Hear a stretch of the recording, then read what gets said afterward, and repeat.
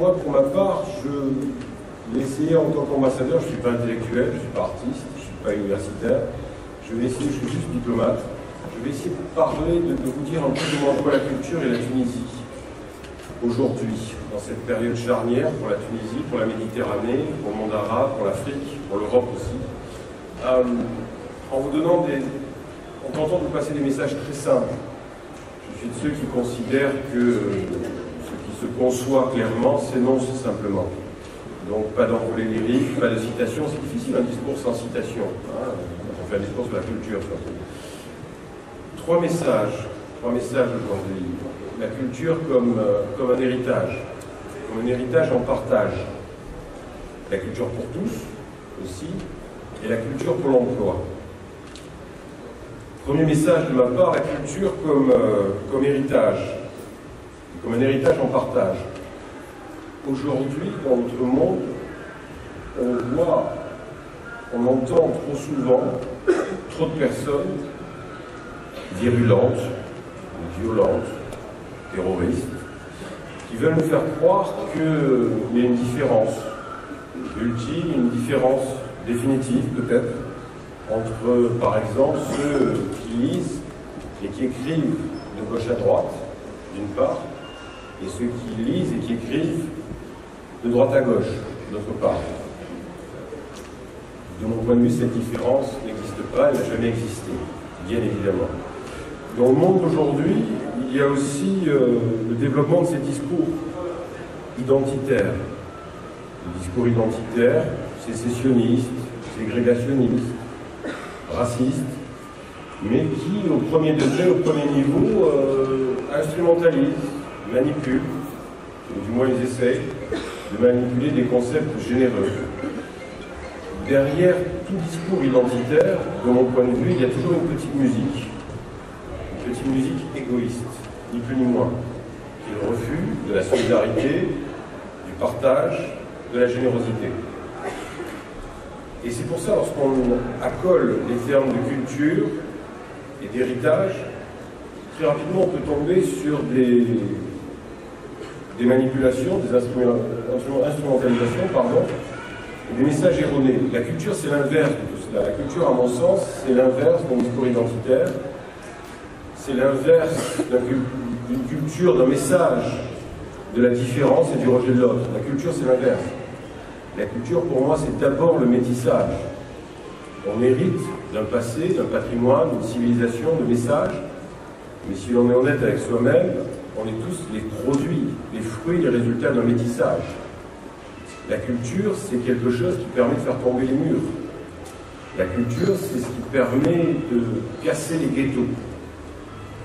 Il n'y a aucun mur qui a protégé de quoi que ce soit. Un mur, ça peut aider à éviter le problème, à se voiler la face, mais un mur, ça ne fait que différer les problèmes. Que ce soit un mur à Berlin, un mur en Europe de l'Est, ou ailleurs, au Proche-Orient. La culture, c'est l'inverse du mur. La culture, c'est le rapprochement des individus, c'est l'autre, le respect, l'écoute. Le respect, encore une fois, j'insiste, même dans la différence. On aime, on n'aime pas, on est en désaccord, mais on respecte. C'est ça la culture, c'est ce métissage-là. Et qui mieux que la Tunisie peut mettre en lumière tous ces messages, toutes ces vertus, tous ces principes, toutes ces valeurs? Je dis, et je sais que parmi vous, il y en a qui me reprennent à chaque fois, je dis, la Tunisie, c'est au moins 3000 ans d'histoire, sinon plus. C'est une culture du métissage, c'est une culture de la sédimentation, c'est pas une culture de la rupture, c'est une culture de l'accueil, c'est une culture de la solidarité et de la générosité. Et j'insiste sur ce premier message, c'est cette culture-là, cette culture tunisienne que l'Europe veut soutenir, veut porter. Deuxième message, la culture pour tous. La culture, je crois, moi c'est ma conviction personnelle, c'est ce qui nous laisse moins seuls à la fin. Un artiste, lorsqu'il crée, il est seul. Un écrivain, un musicien, un peintre, un dramaturge, quelle que soit la discipline, la création est un acte solitaire. Et le spectateur, le lecteur, celui qui observe, qui critique, qui aime, il est aussi seul, a priori, face à l'œuvre. Mais à la fin, grâce à l'œuvre, il y a une rencontre. Donc on n'est plus seul. Quand je dis que la culture est ce qui nous laisse moins seul, je suis de ceux qui considèrent aussi qu'un jeune, lorsqu'il est dans une troupe de théâtre, ou lorsqu'il est dans un groupe de rap, de hip-hop, de musique, peu importe, il a moins de risques de se retrouver seul, d'être en rupture, d'être à la dérive, et peut-être, qui sait, de se radicaliser. La culture, c'est ça aussi. Quand je dis la culture pour tous en Tunisie, c'est, je pense, bien évidemment, la culture dans les territoires, dans les régions intérieures, dans les régions frontalières. Aujourd'hui, nous sommes à la Marsa, c'est un endroit particulier, magnifique, mais porter la culture, mettre à disposition de tous la culture, au Kef, à Siliana, à Sidi Bouzid, à Kasserine, à Gabès, Gassa, c'est fondamental. C'est ce qui est en train d'être fait par vous-même, acteurs, opérateurs culturels, par le gouvernement du Youssef Chahed, et par aussi les Européens, ceux que je représente ici, et l'Union européenne que je sers ici. C'est fondamental de mettre la culture au service de tous, à la portée de tous. Ce que j'ai vu la semaine dernière avec le festival Dream City dans la Médina, au cœur de la Médina, j'ai trouvé ça fantastique. On peut aimer, ne pas aimer, avoir la porte de France à l'entrée de la Médina, au moment où il y a 5 à 6 millions de touristes étrangers qui reviennent en Tunisie, avoir la porte de France, l'entrée historique dans la Médina, couverte de barbelés. Encore une fois, on peut aimer, on peut ne pas apprécier, on peut ne pas comprendre, mais c'est pas grave, c'est pas important.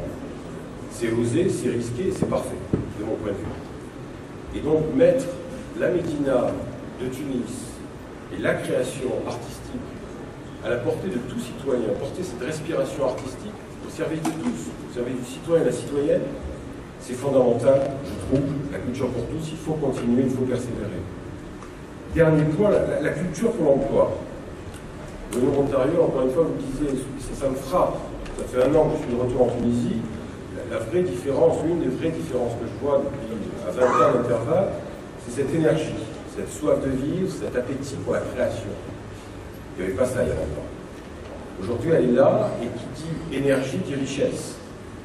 Qui dit richesse dit potentiellement création d'emplois. Et là, ça m'amène à un point qui pour moi est fondamental ici aussi aujourd'hui. Faire venir en Tunisie l'Europe et le monde entier. Je crois que beaucoup d'entre vous connaissent le fameux hashtag Comme tout Tunisien. C'est important de venir en Tunisie, de voir ce qui s'y passe, pour témoigner quand on repart. Mais c'est aussi important, de mon point de vue, d'exporter ce qui se passe en Tunisie.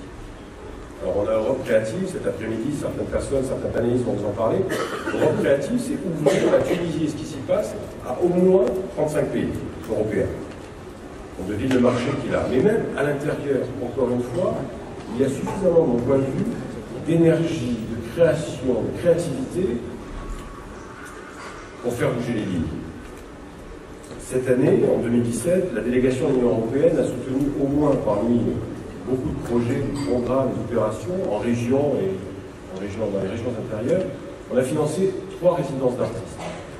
Dream City, TEDx Carthage, on parlait des congrès durant la semaine européenne, la semaine de l'Europe, au mois de mai 2017. TEDx Carthage, parce que c'était sur la jeunesse. Et TEDx Carthage, les garçons et les filles qui ont monté ça, cette année, nous ont permis d'avoir, au mois de septembre, l'université de Stanford. Et avec les cadres de l'université, les professeurs de Stanford, et des dizaines d'activistes, de créateurs, d'intellectuels de différents pays. Du Zimbabwe, d'Ukraine, du Vietnam, de Singapour, d'Amérique latine, du Venezuela, qui venaient voir ce qui se passait dans cette nouvelle démocratie, dans cette jeune démocratie tunisienne. Donc, faire des événements, créer des événements pour attirer ici. La 3e résidence d'artistes que l'Union européenne a financée, cette année en 2017, c'était le festival Jaou, qui était sur une thématique ô combien d'actualité particulière, une thématique qui évoquait la migration inversée. La migration inversée. Grâce à ce festival, grâce à ce message, aux artistes qui étaient présents, qui étaient réunis au mois de mai de cette année-là, encore dans le cadre de la semaine européenne, il y a pu avoir le retour de la Tunisie à Venise. Pour la première fois depuis 1958, la Tunisie avait un pavillon à la Biennale de Venise. Là encore, on aime pas, peu importe. On fait bouger les lignes. Cette année, je vais continuer sur les axes que je viens de décrire en 2018, les différents axes, les deux premiers messages, les axes que je viens de décrire, la création contemporaine, porter la culture au service de tous, pour tous, de partout, en accord avec le gouvernement, avec le ministre des Affaires culturelles, naturellement. Mais je veux aussi ouvrir une nouvelle voie, tenter d'ouvrir une nouvelle voie. J'en ai parlé hier avec la présidence de la République, qui sont d'accord, et c'est tant mieux. La mode et l'artisanat. Vous voyez toutes et tous immédiatement le lien et le potentiel qu'il y a en matière de création d'emplois pour des petites entreprises, pour des PME, pour des entreprises familiales, de moins de 10 personnes ou d'un peu plus.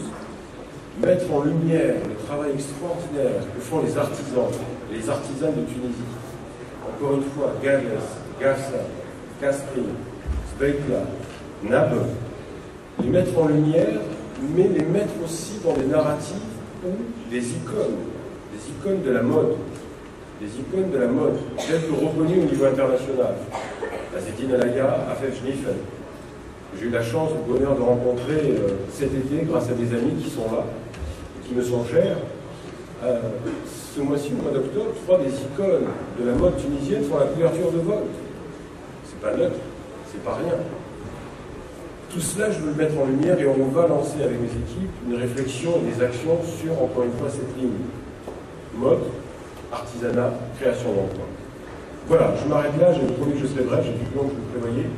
Je termine juste par un point. Avec toute cette énergie, avec toute cette créativité, avec tout ce potentiel, et les instruments, les outils et les financements que l'Europe met à la disposition de la création tunisienne, ne doutez pas, je sais que cette jeune démocratie affronte des moments compliqués, mais personne n'a dit que ce serait facile.